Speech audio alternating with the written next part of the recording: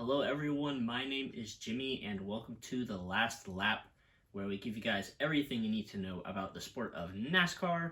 This past weekend, we were at Talladega Super Speedway, one of the craziest races of the year, and it certainly lived up to that name.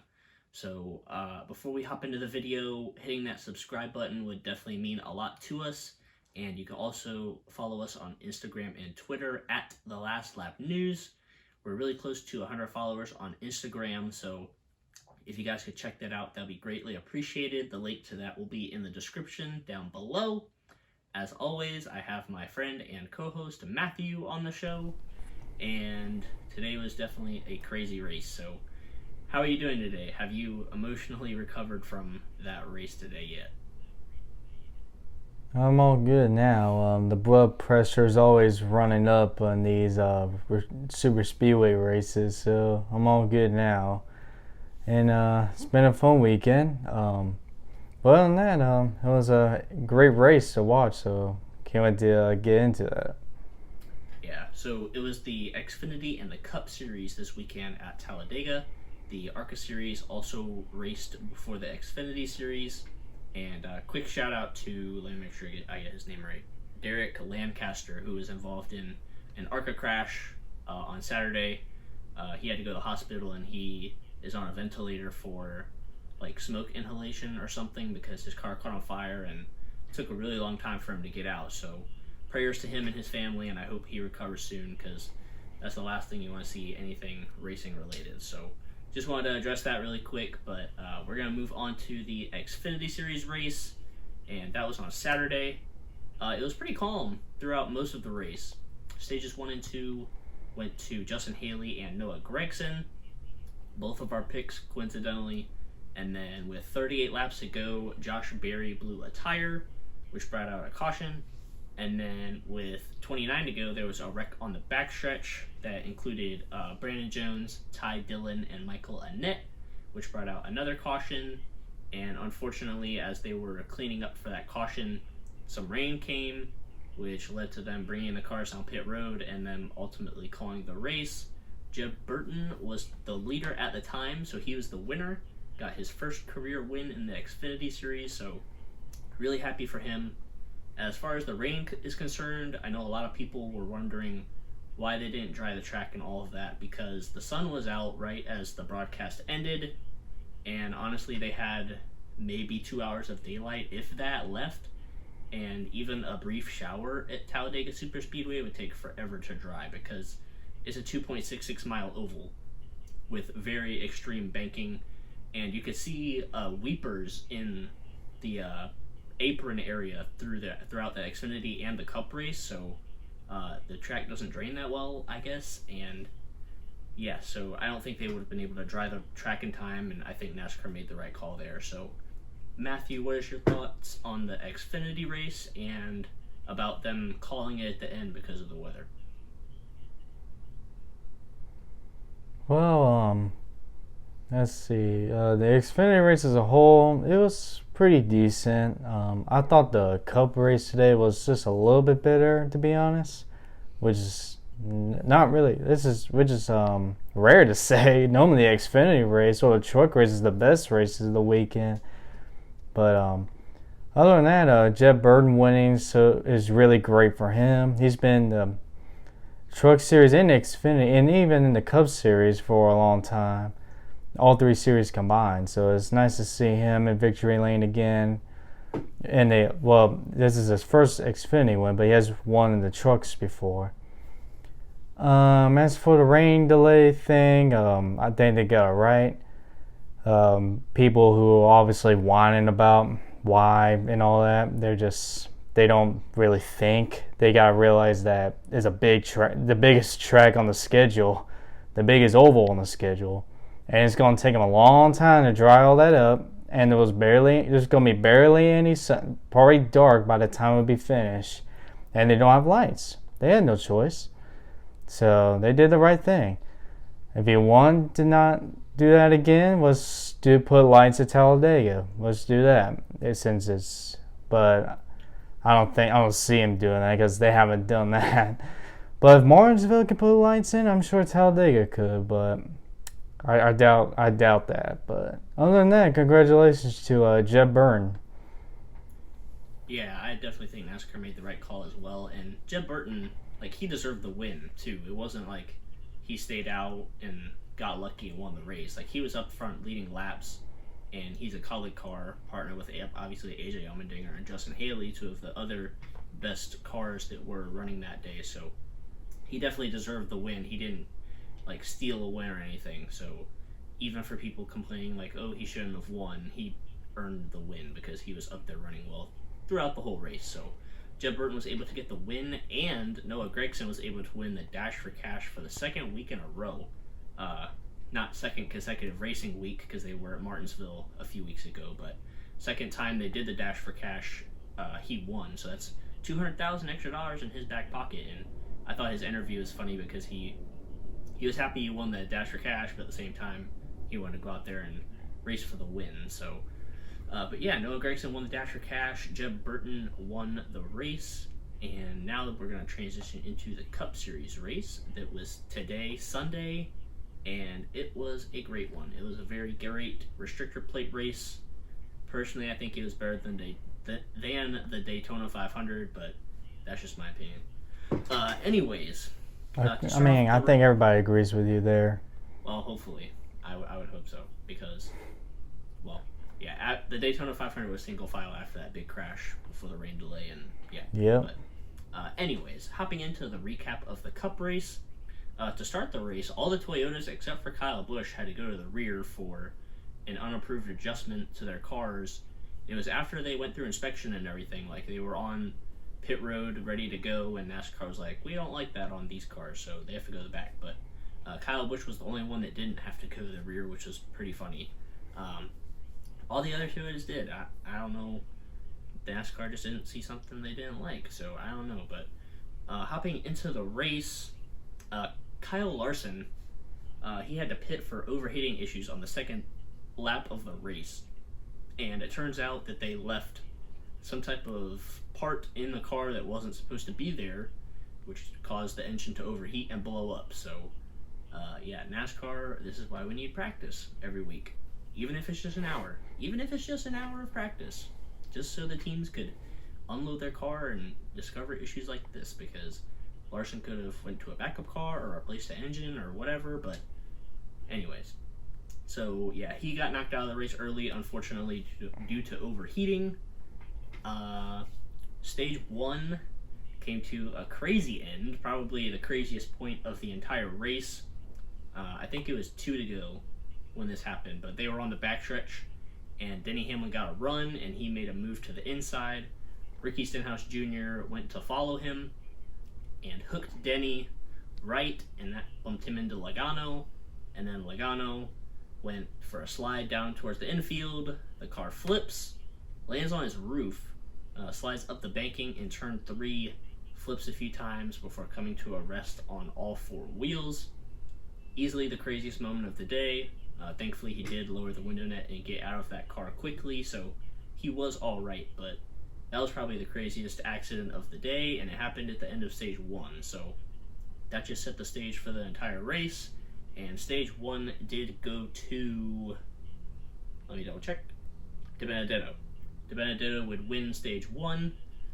Everybody was pretty competitive. All the Fords were up there for a while, some of the Chevys, some of the Toyotas, really competitive racing, 2 and 3 wide throughout the whole stage. So, Matthew, what do you guys say about the first stage and then about that wreck with Joey Logano on the backstretch? Well, it's definitely crazy, the first part of the race. Man, that Logano, it was like shades of Ryan Newman in 2009 when that car, once it spun around, that thing took off right there. I mean, that was crazy. It's just like what Ricky Bobby said, yep, I'm flying through the air, this is not good. Yep, that was definitely crazy, but thankfully, with all the safety we have in this day and age, he was able to walk out of that car fine. Thank goodness.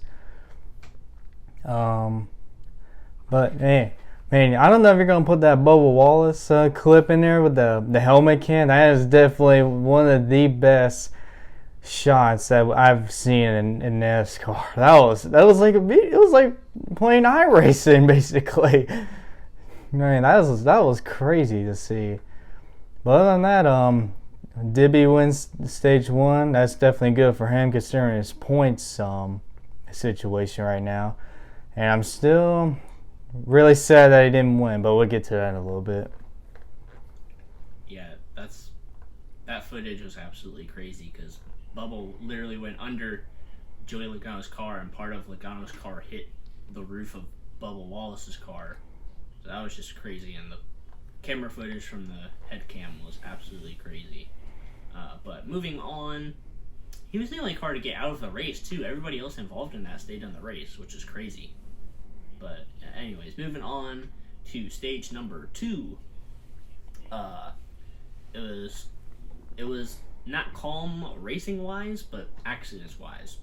There was plenty of action, plenty of side by side racing, 2 and 3 wide, people going for the lead, falling back through the pack, and all of that. But stage 2 was the story of speeding penalties. There were so many speeding penalties under green flag pit stops. The 17 of Chris Buescher got one, Kevin Harvick got one, and Denny Hamlin got one. And then when Denny came down to serve it, he was speeding again, so he had to do another pass-through penalty. So Denny would end up going a lap down, and the end of stage 2, another great ending to the end of a stage was another wreck, and this involved, it started with Martin Truex and Denny Hamlin, and then it collected the other 300 cars, unfortunately, that were in the field, Alex Bowman, William Byron, and Chase Elliott. Chase Elliott drove through the infield grass, and I don't know how the splitter of that car was still intact. That car plowed all the way through the grass and slid back up the track, and I don't know how he didn't hit anything either, so major props to him for saving that race car. But Alex Bowman would be, I think, the only car out of that accident for his day to end as well and go behind the wall to the garage. Matthew, what do you guys say about stage 2? Not really much. Not really a lot happened except the last lap of that stage. But 23-11 finally got their first stage win in the year, and apparently it was Bubba Wallace's first stage win of his career, which is definitely nice to see. We love to see that improvement on this new team. It's all about baby steps here. I'm not one of those people who are like hyping them up, thinking they're going to win multiple races this year in a brand new competitive Cup Series team. But it's definitely nice to see that, even though it was a super speedway race the way they got it. But it's still good for them. It's momentum and it's baby steps for this new team, but it's definitely great to see Bubba Wallace up there. Yeah, Bubba was able to get his first stage win, so that was really good for him. And 2311 Racing, obviously, since they're a brand new team. He had a really good car throughout the day. He was up there in the lead for a while and looked like he could push cars really well too. I think like him, Brad Keselowski, maybe Denny Hamlin before he got the speeding penalty. I think they were 3 of the best cars throughout the day. We're going to head into stage number 3 now, the final stage. And they had green flag pit stops again, and everybody was able to get pretty smooth on and off pit road. Chase Elliott got some damage coming onto pit road, but they didn't show it or anything, which I don't really know why. He got lapped by the field, and they didn't really explain why. So a little bit of poor effort from Fox right there, but it's all right. But anyways, after green flag pit stops, there was a caution with 37 laps to go, and then that led up to some people pitted and some stayed out. Most pitted for fresh tires and just to top off with fuel, just in case they didn't make it to the end, because everybody's pretty tight on fuel at this point in the race.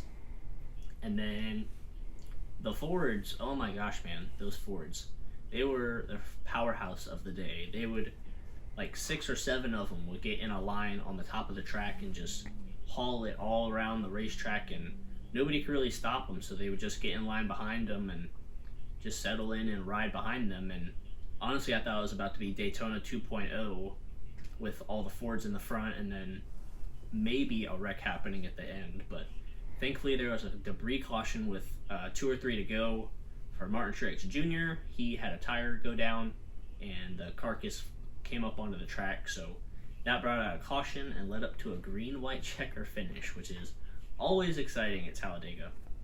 And the front row was, I believe it was DiBenedetto and Blaney on the front row, and then it was like 2 or 3 rows of Fords behind them.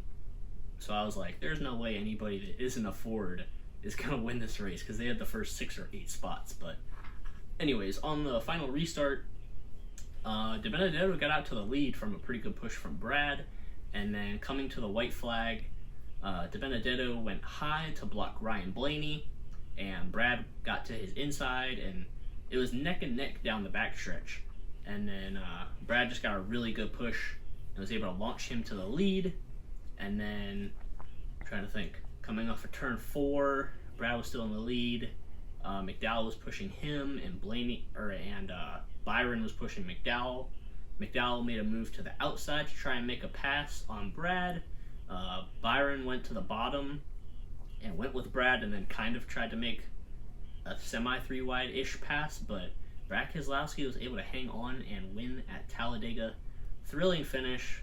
Anytime you get overtime or a green-white checker at Talladega is going to be exciting. Eric Jones and I believe Ross Chastain they both had single-car incidents on the last lap, and props to NASCAR for no caution for those, because they were not in the way of the race. So props to NASCAR for letting them race back. And Brad Keselowski is able to get his 6th Talladega win, which apparently ties Jeff Gordon and Dale Earnhardt Jr., which is pretty impressive. So, Matthew, what do you got to say about the final stage and the final laps coming to the end of the race there?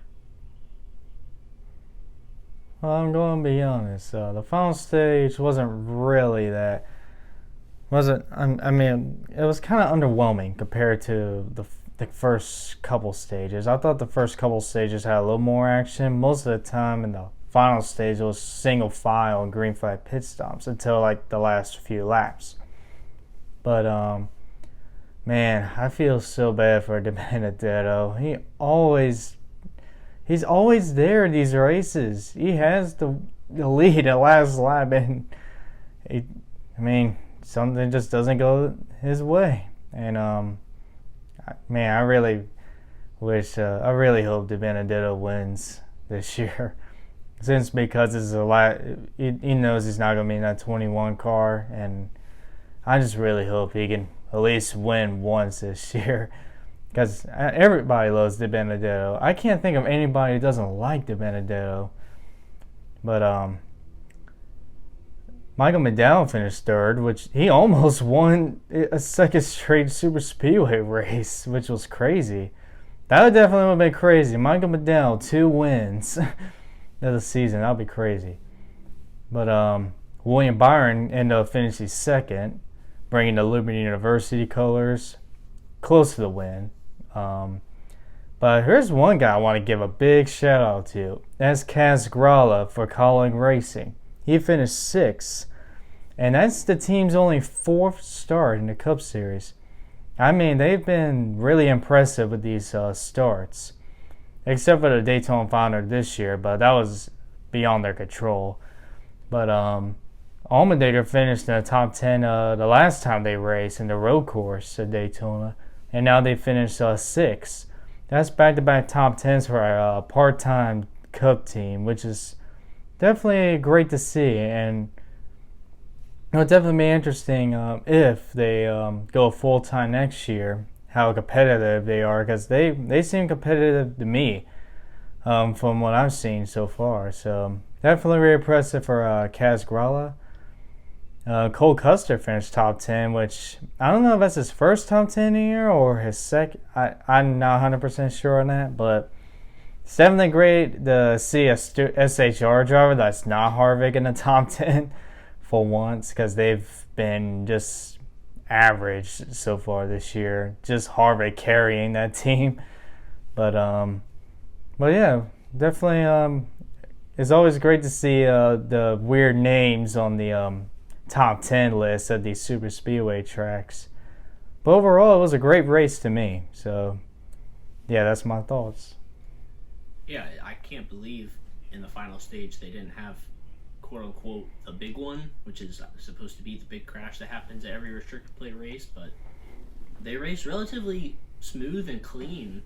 There were a few instances where people got pretty sideways and almost spun out in the final stage, but overall it was a really clean final stage and the racing was really good. There was like maybe a 20 lap stretch where they got single file on the top, but other than that it was really clean and competitive racing with 2 and 3 wide throughout the field. So really good racing for Talladega. And speaking of the top 10, I was gonna say Kaz Grala, super impressive run with that sixth place finish. I'm just gonna go through the top 10 real quick. So Brad got the win, Byron got second, Michael McDowell third, Kevin Harvick fourth. And speaking of Kevin Harvick and Stuart Haas Racing, that's probably the funniest paint scheme I've seen this year at least.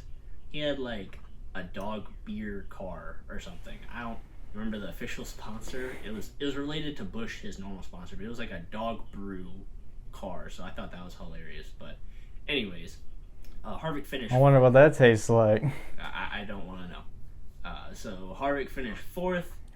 You want me to try it? Go for it. Go for it. I will gladly watch you try it, and I will not participate in that. I'll give. Oh my gosh. Okay. You're a trip sometimes. Number 5, fifth place was De Benedetto. What? Fifth was De Benedetto. Sixth was Kaz Grala. Seventh was not Daniel Hemrick. Oh my gosh. Tyler Reddick. Ninth. Oh my gosh, I lost track. Oh boy, it's been a long day, guys. It's been a long day. I'm sorry. Kaz Grala 6th, Tyler Reddick 7th, Austin Dillon 8th, Ryan Blaney 9th, Cole Custer 10th. There we go. Finally got through the top 10 there. But some very interesting names you usually don't see up here.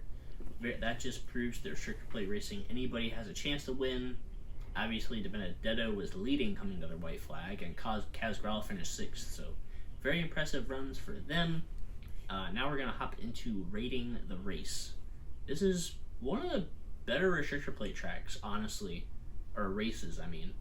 Talladega is usually the better of the two tracks, I would argue, just because it's wider. You could easily go 3-4 wide if you have to, whereas Daytona's a little tighter and all that. So, Matthew, what are you going to rate the Talladega race? I'll give it a 8 out of 10. I thought the racing was definitely impressive. The only reason I'm not giving it like a 9, just because that last stage, it was just mostly single file, green flag pit stops. But other than that, though, it was a pretty good race. I definitely enjoyed it, and I'm giving it 8 out of 10. I'm going to give it... Let me think. I think I'm going to give it a 9. I'm going to give it a 9 out of 10. A perfect 10 would be not that single file racing and then maybe a big one in there, maybe. But it did have the late race restart, which is good. So, very good racing all around. Only probably about a 20 lap segment that I mentioned earlier where it was single file racing. But other than that, really competitive. A bunch of different drivers at the front. All three manufacturers, for the most part, were up there. I would argue is mostly dominated by Ford and Toyota. Chevy didn't have too much up there throughout the race, but definitely Ford and Toyota dominated the race. Several different drivers up there leading throughout the race. Multiple grooves, multiple times changing the lead and all of that. So very good race at Talladega. And now we're going to hop into our fantasy really quick. And Brad Keselowski was my main pick to win, so I'm able to tie it right back up, 4-4, baby. I am coming back. Brad Keselowski got the win. That was my main pick, which was worth 3 points. And now I am tied 4-4 with Matthew. So just like that, I'm right back in it, baby. All right, now let's see. I think that's about it. Do you have any closing remarks about Talladega this weekend, Kansas next weekend, fantasy, anything at all before we close this episode out? I'm trying to think. I want to just touch up real quick about Logano's comments after that wreck he hit. He was talking about, it's not safe and all that. But the one thing I gotta say about that is that we all know super speedway racing is dangerous. Every driver comes in realizing that there is danger in these races. We've seen over the years of cars going flying, going to the catch fence, the big one. These races are predictable. Or not predict. They are dangerous. But thankfully, with all these safety we have in these cars these days, most of the time the drivers get to get out the car just fine. But I don't want to see this package go away just because I love the racing I see every time we see it, except for the 500 this year. But that was just because it was a big wreck at the beginning. But I get it. We wanted to keep these guys safe, but at the same time, if I feel like if we change the package, that will hurt the racing that we begin with this package. So if they can find a way to take out something or add something in that makes it safer, but doesn't take away the good racing we having with it, then I'll be fine with it. But that's just my thoughts on that. Yeah, Logano, I think he mentioned the spoiler being too high, and that I don't think the spoiler had anything to do with the car flipping.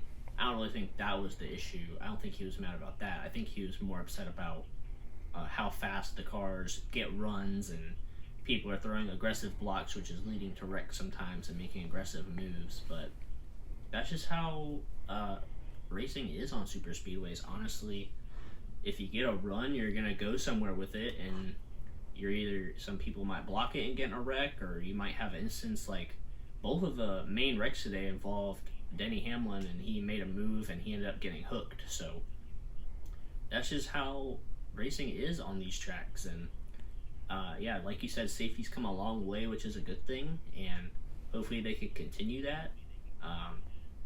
As far as the spoiler goes, I don't really see a need to change it. That didn't have anything to do with the car flipping, probably. That the car was just backwards and it lifted off the ground, so that had nothing to do with the spoiler. But yeah, these wrecks are going to happen, and drivers are going to be upset when they're on the bad end of it, but when you're on the good end of it and you're winning, not really much to say about it except good things. So yeah, there's mixed emotions with it, but anyways, that is going to wrap up this episode. We really hope you guys enjoyed it, and the race at Talladega. If you guys were able to watch it, let us know down below if you enjoyed the race. What would you rate it if you were able to rate it?